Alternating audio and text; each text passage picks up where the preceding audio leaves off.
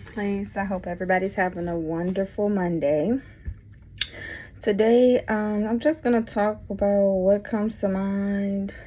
Just try to be encouraging to somebody that needs help out there today. And just try to be a motivation to people that are still unsure what they should be doing right now when it comes to trying to stay sober and get sober. The first thing you want to do is you want to make sure that you do get a home group. Which a home group is where you go to the AA meeting, where you pick to always go every time you have a meeting there. Some home groups have meetings every day. Some of them have it once a week. Whichever you feel is more comfortable with you. I would suggest when you first start off with the AA meetings, go every day. Just go every day. Sometimes at first it doesn't feel like it's for you, but the more you go and the more you listen to people there, you start to see that, one, you're not alone. Two, you can relate to people in there because they've gone through the same thing or similar things that you've been through with your alcoholism. I'm following this one TikToker that's on her journey to sobriety. This is her 4th time trying to get sober. And she talked about AA meetings today. I like listening to her because she's just upfront with you. She's raw. She lets you know what it is. She lets you know when she relapses. She lets you know, the whole gist of the AA meetings and how helpful it is. And like she says, some people don't find it helpful, and some others they do. But I think the AA meetings are wonderful because it gives you a chance to let things off of your chest. You're in a judge-free zone. I've heard of drama-filled places, but try to stay away from those type of situations, because then it puts stress on you. Only go to the meetings to vent, to let things out that you're feeling, whether it's you having to let people know around you in that meeting that you're thinking about taking a drink today.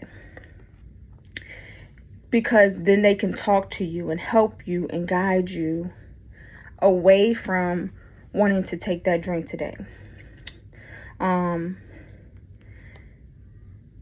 And you can talk about whether you're depressed or you're just having a off day.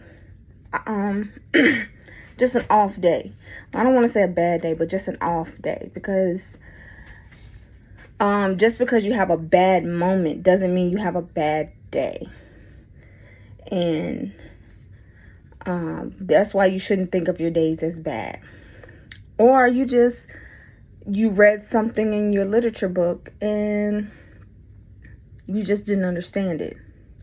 So you need some type of understanding. That's what these meetings are there for, to help and guide you and keep you on track with your sobriety.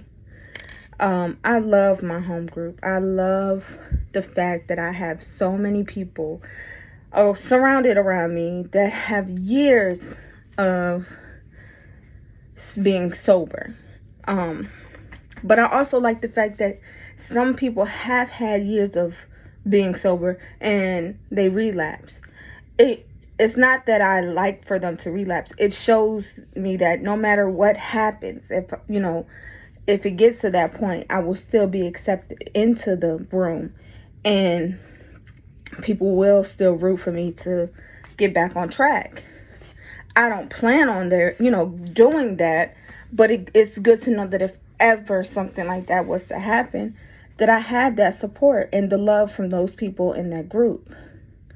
You should never be ashamed of relapsing and having to go back in that room, because that's the room that you need to be in, and that's going to show you the most support. People on the outside that don't really understand alcoholism, they're not as gentle and they're not as honest with you as those that are in the group. sometimes you do have to hear things that you don't want to hear. And those people in those rooms will be able to tell you better than anybody else that does not suffer from alcoholism.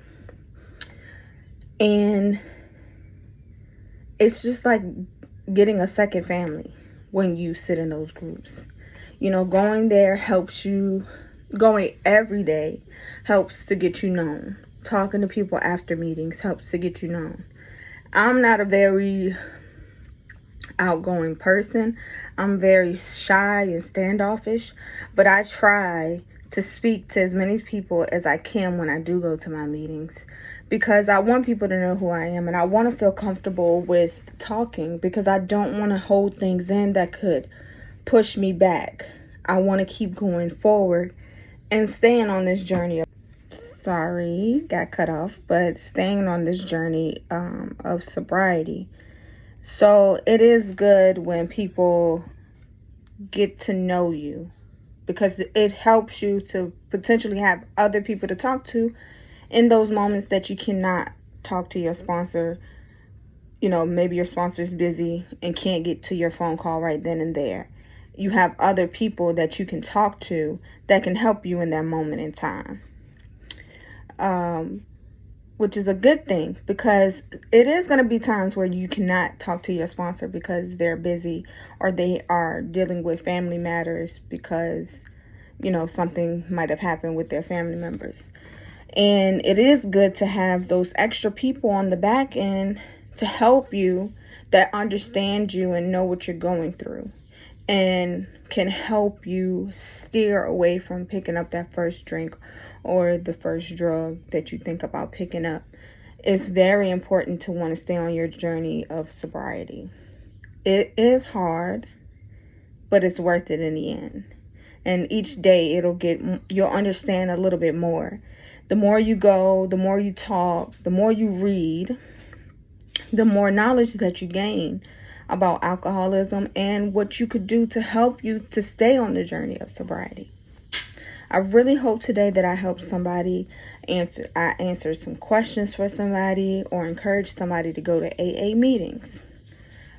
I just want you guys to like, share, and subscribe to the channel. Hit the post notification bell so that you guys get a notification every time I upload a new video. And I hope you guys have a wonderful Monday night. And remember, safe place. Bye.